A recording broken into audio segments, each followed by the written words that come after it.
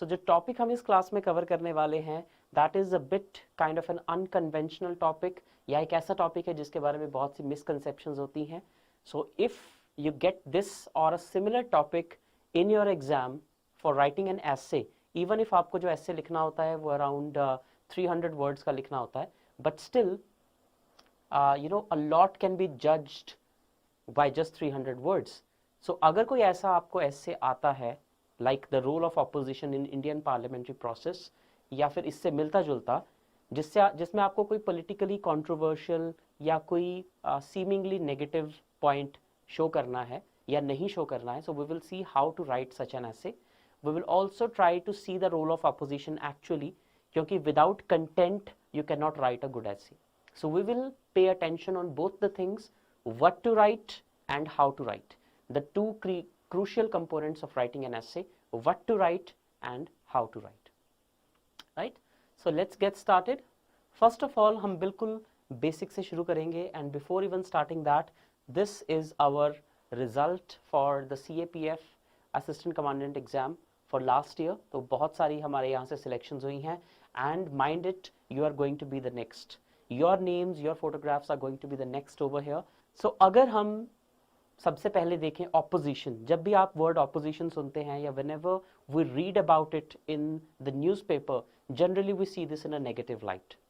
Opposition कभी भी अच्छी नहीं मानी जाती generally. Right? चाहे वो कोई भी political party power में हो. Here we are not going to diverge on which political opposition party. It can be Congress, it can be BJP, it can be any other party at the state level as well. So opposition means opposition no matter which political party is in power.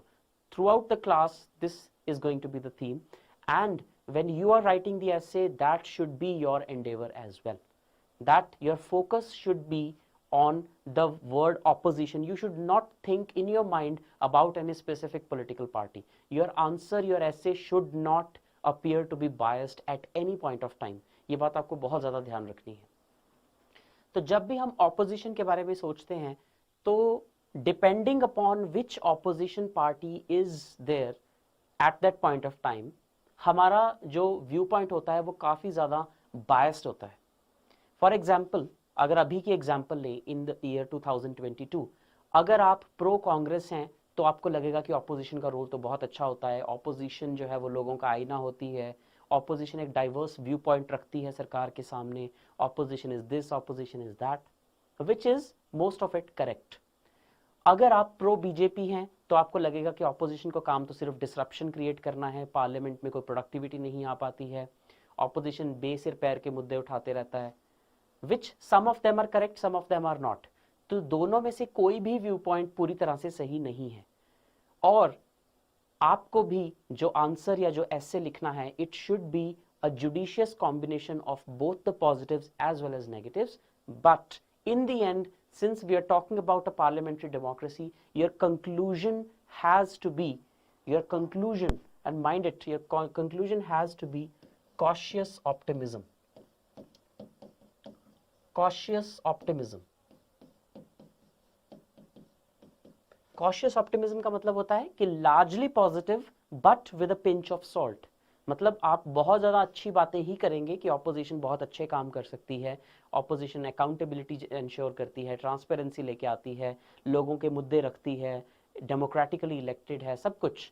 लेकिन उसमें एक छोटा सा pointer ये ज़रूर डालेंगे that opposition's role is only logical if it does not include, if it does not politicize everything, if it is working in the direction of the development of the country, if it does not waste the resources of the country. तो इस तरह से कुछ ऐसे भी नहीं है कि आपने सब कुछ ही बहुत अच्छा अच्छा लिख देना है. It has to include some negative as well, because in every single thing in this world there is no nothing is as good or as bad as it seems. ये एक स्टेटमेंट है जिसे अगर आप याद रखेंगे तो आपके लिए लाइफ थोड़ी इजी हो जाएगी. Nothing is as good and as bad as it seems. कोई भी चीज उतनी भी अच्छी नहीं होती जितनी दिखती है और उतनी भी बुरी नहीं होती जितनी दिखती है. The statement simply means that everything in moderation, nothing in extremes. Right? Yes, Tushar has written it absolutely correct. Strong opposition reflects robustness of democracy. If strong opposition is there, it reflects that the citizens have less contradiction among each other. Well, this can be there, of course, it's a subjective statement, but I understand what you're trying to say here.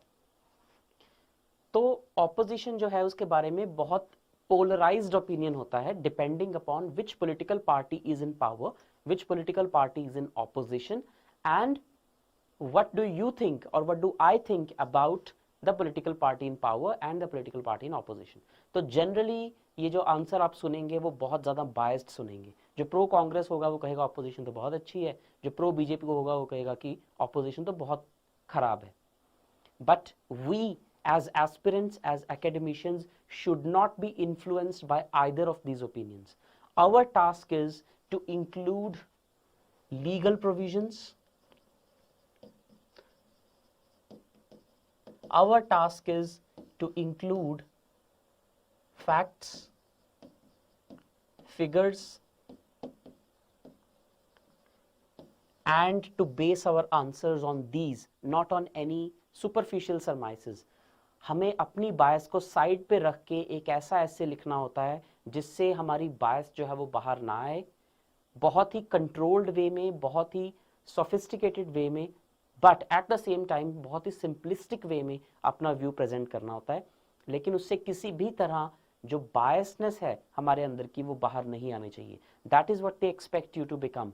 When you become an administrator, when you become an assistant commandant, when you become an officer, this is what they expect you to be. Not to base your opinion on the basis of any biases or any preconceived notions, but on the basis of legal provisions, facts and figures. And that is what should be a part of your essay as well. तो essay आपके इस चीज का test नहीं होता कि आपको कितनी ज्यादा नॉलेज है. Of course that is a part of it. But essay आपकी इस बात का भी टेस्ट होता है कि आप अपने व्यूज को कितने अच्छे से प्रेजेंट कर पाते हैं. So starting with this, the content for this particular essay topic, opposition, the role of opposition.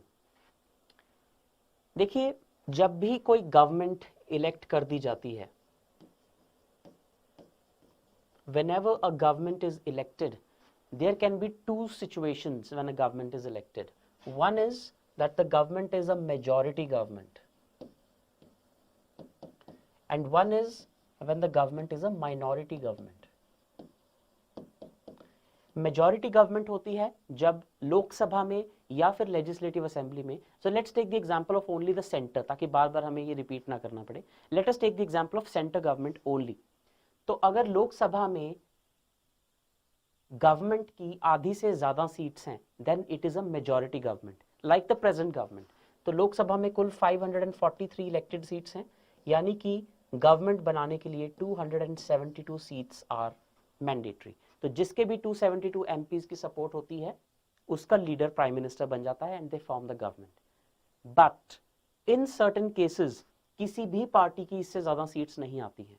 मान लीजिए 3-4 पॉलिटिकल पार्टीज हैं जिनमें से एक की 200 सीट्स आ गई, एक की 150 आ गई, एक की 100 आ गई. So in that case even the largest party in the house does not cross the majority. तो कोलिशन वगैरह बना